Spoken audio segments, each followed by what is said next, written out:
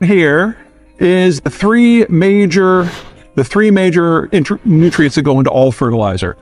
These numbers here are the percentage that the United States imports. You'll notice for nitrogen and phosphate, we're pretty much self-sufficient. Our problem is potash. But 90% of the potash we get, you can't really read that, but this is Canada. So, they're good for something.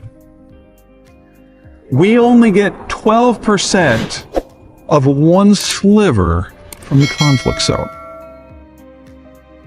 Brazil gets over 80% of its fertilizer from the Russian space.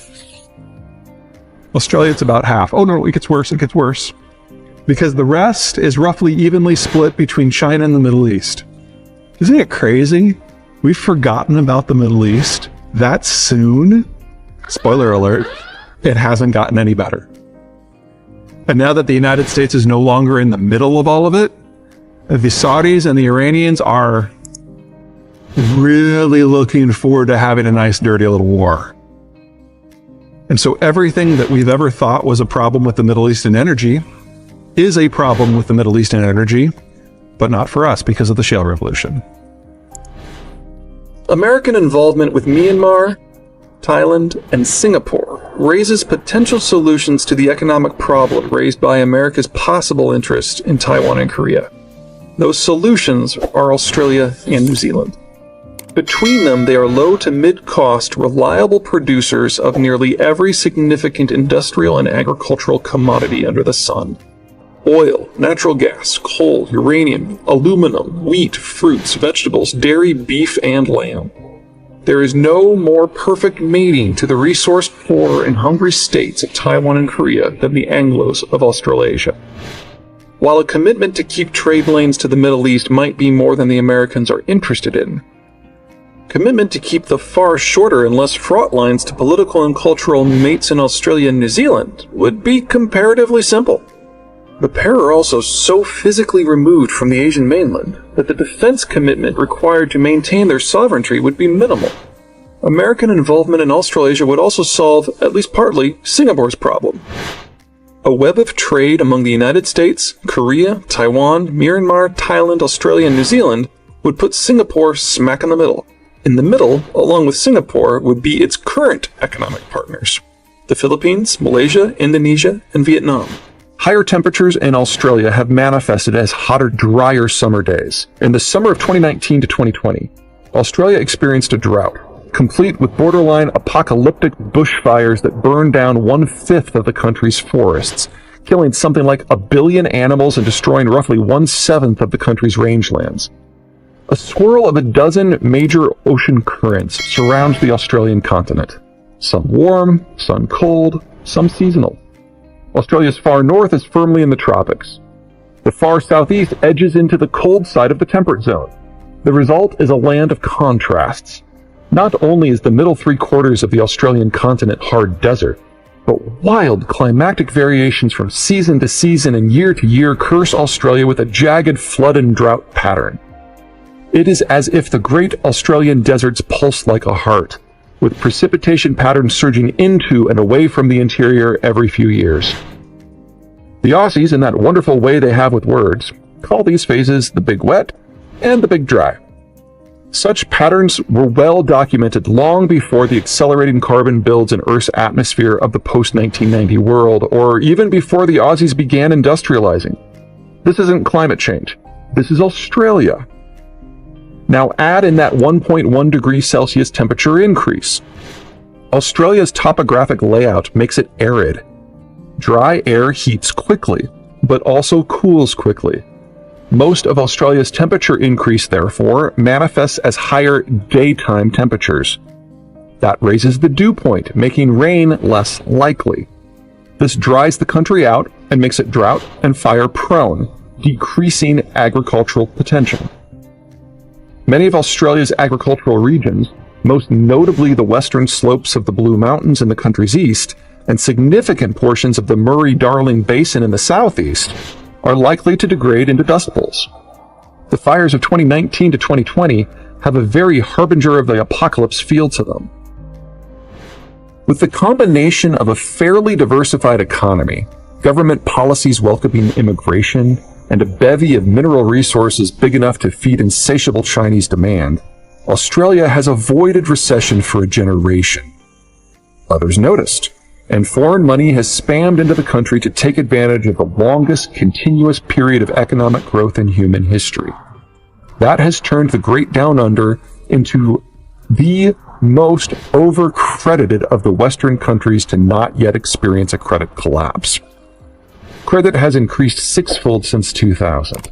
Housing and household debt are, of course, the expected bugaboos, but the credit inflows have pushed the Australian dollar up to uncomfortably unsustainable highs, eroding the competitiveness of every economic sector outside of mining. Any effort the government has taken to decrease demand with regulatory hammers has been overwhelmed by a tax code that not only encourages property ownership, but in fact encourages those already owning residential property to purchase more. This would be a problem anywhere, but in Australia it is particularly acute. Oz might seem like a place with a lot of land, but the outback is beyond useless to residential real estate. The vast bulk of the Aussie population lives in fewer than 10 largely disconnected metro regions, sharply limiting availability and driving up the cost of building new housing inventory. This will blow. The question is when. There's been some really fun news out in the last few days. Specifically, I'm talking about the new deal between the United States and the United Kingdom to provide new military equipment to the Australians. Now, this abrogates a deal that the Australians had with the French and provides the possibility of the Australians getting some nuclear-powered submarines. So I think it's a very, very sexy story. It's got submarines and it's got nuclear propulsion. It's got the French getting pissed off. I mean, there's something for everybody here. And, of course, everybody in France is all up in arms, and everyone in America is like, oh, we had no idea there was a deal. There's a lot of stupid diplomacy going on. It's just hot, hot, hot. Everyone, of course, is looking at the wrong thing. This is not just a deal about providing Australia with some very high-end submarines that'll either be the Virginia class or based off of them. This is a broader technological exchange in military technologies among the Australians, the United Kingdom, and the United States, of which nuclear-powered submarines are only one small part of it. A far bigger piece is that the Australians will very soon have air and sea launched cruise missiles, some of which have a range in excess of 1,500 miles. And that makes this deal all about China. Now, for those of you who have been following me for a while, you know that I really don't worry about the Chinese at all from a strategic point of view. Yes, they've got a lot of ships in their navy, something like 700, but only 10% of them can sail more than 1,000 miles from shore, and that assumes no one's shooting at them.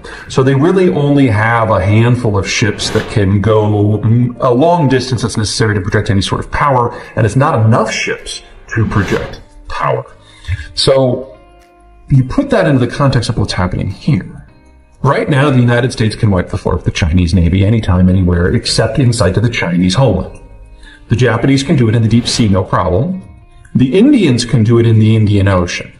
But everyone else is either too far away or they're a local power so that the Chinese can bring their air force to bear. That means powers that actually punch well above their weight, like Korea or Singapore or Taiwan, can only take on the Chinese if they're willing to suffer some very serious blows to the homeland, and honestly that goes for the Japanese as well. So it's really just India and the United States. Until now.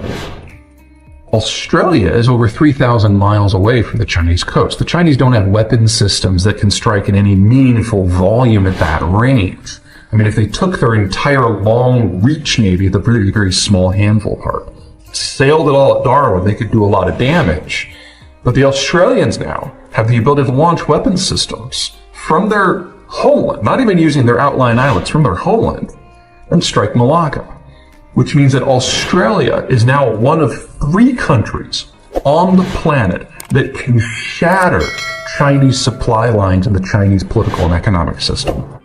Because China is 100% dependent upon accessing raw materials the world over and accessing markets the world over. And now Australia has the capacity to interrupt shipments through Malacca, which means that tiny Australia with 26 million people now has China by the throat.